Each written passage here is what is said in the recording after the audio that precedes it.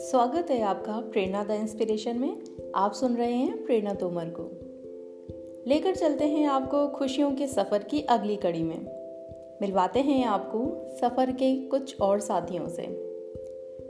खुश होने पर उसका एहसास सिर्फ मन तक ही सीमित नहीं रहता, बल्कि खुशी छलकती है हमारे चेहरे से, हमारे बोलने से, हमारी हंसी से।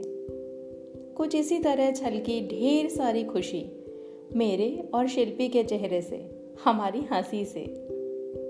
सुभाष के साथ दक्षा की शादी के फंक्शन में जाते समय साथ में थे पार्थ की फैमिली के मेंबर्स। मेरे साथ बैठी गाड़ी की पिछली सीट पर दो लेडीज। जब वे आपस में कुछ बात कर रहे थे तो लगा कि आवाज़ कुछ जानी पहचानी है। फिर एकदम से उनकी तरफ फेस करके मैंने कहा, शिल्पी। और फिर शिल्पी और मेरी जोरदार हंसी, जो लिए थी बहुत सारी खुशी। ऐसे अचानक 11th की फ्रेंड का मिलना और आज भी आवाज़ से ही मेरा उसका पहचान लेना, यही तो है सच्ची खुशी, खूबसूरत एहसास। पार्थ की मम्मी हम दोनों के बीच बैठी हुई थी। पता नहीं क्या सोचा होगा उन्होंने कि किस तरह हम दोनों छोटी बच्चियों की जैसे बिहेव कर रही थी। रविंद्र की शादी में नीरज भैया और विजय भैया के साथ जाते समय साथ में थे विपिन भैया।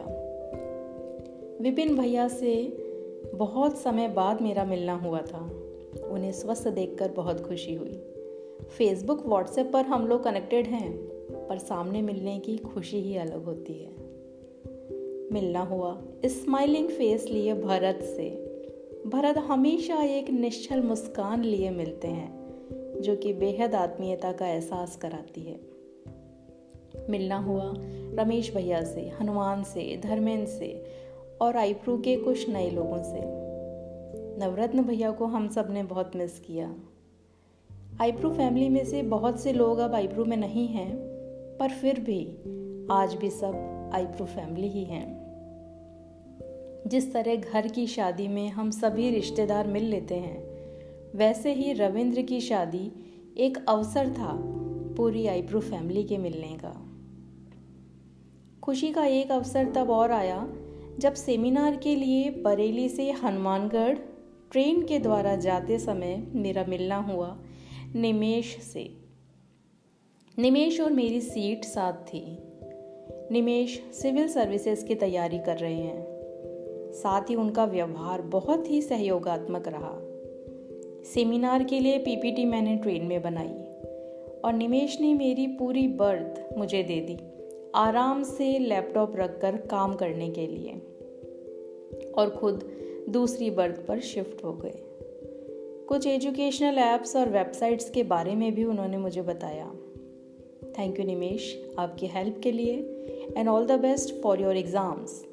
जीवन के हर क्षेत्र में निमेश आपको सफलता मिले, यही कामना है। हनुमानगढ़ में मिलना हुआ एमए साइकोलॉजी में साथ रहे कुलदीप जी से। फिर उनका आग्रह कि उनके साथ पीएचडी कर रही मैडम मुझसे मिलना चाह रही है, और उनका घर भी पास ही है, उसके पास ही है हनुमानगढ़ का किला। उनसे वहाँ जाकर मिलने का औचित्य तो नज़र नहीं आया, पर उन्होंने हनुमानगढ़ का किला, भटनेर दुर्ग का भ्रमण करवाया, जो अभी तक हमने जीके की बुक्स में ही पढ़ा था। सबसे मजबूत कहे जाने वाले किले में अब किले जैसा कुछ नहीं रहा। अब वहाँ पार्क विकसित किया जा रहा है। किताबों में पढ़े घग्गर नदी और भटनेर दुर्ग के स्थान को देखना अच्छा लगा। पूर्णा के घर उनके पेरेंट्स से मिलना एक बहुत अच्छा अनुभव रहा। जेबीटीटी कॉलेज से भेजी गई मुझे लेने के लिए टैक्सी के ड्राइवर बजरंग नाइट में मुझे मेरी ट्रेन की बर्थ तक छोड़ने आए। मेरा सामान रखकर मुझसे पूछने के बाद ही उन्होंने विदा ली। वैसे कहने को तो ये उनकी तत्कालीन ड्यूटी थी, पर बातचीत के दौरान पता लगा था कि सुबह सेमिनार में मुझे ले जाने से पहले वे अपनी वाइफ को डिलीवरी के लिए हॉस्पिटल में एडमिट करके आए हैं, और रात में मुझे ट्रेन तक छोड़ने के लिए आने पर अपनी छोटी बच्चियों को पड़ोसी के यहाँ छोड़कर आए थे। फिर भी रेलवे क्रॉसिंग बंद होने के कारण उनको आने में हुई 5 मिनट की देरी पर भी उन्होंने मुझसे क्षमा मांगी। आशा है उन्हें स्वस्थ संतान प्राप्ति हुई होगी। संतपाल जी का होटल फ़ोन करना और होटल स्टाफ का मेरी सुविधा के लिए ड्राइवर को फिर से कहना एक सुरक्षा का एहसास करा गया। मन में संशय था इतनी दूर के सफ़र को लेकर, पर जैसा प्रिंसिपल मैम ने मुझे अश्योर किया था कि मुझे कोई प्रॉब्लम नहीं होगी, सच में वैसा ही हुआ।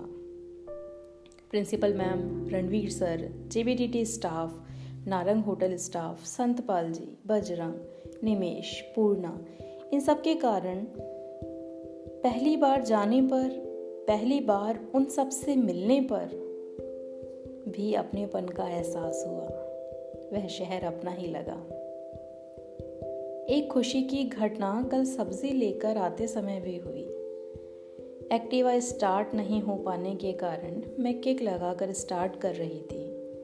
तभी एक लड़का आया और स्माइल के साथ उसने कहा, आंटी लाइए मैं किक लगा देता हूँ, और उसने स्टार्ट करके दी मुझे एक्टिवा।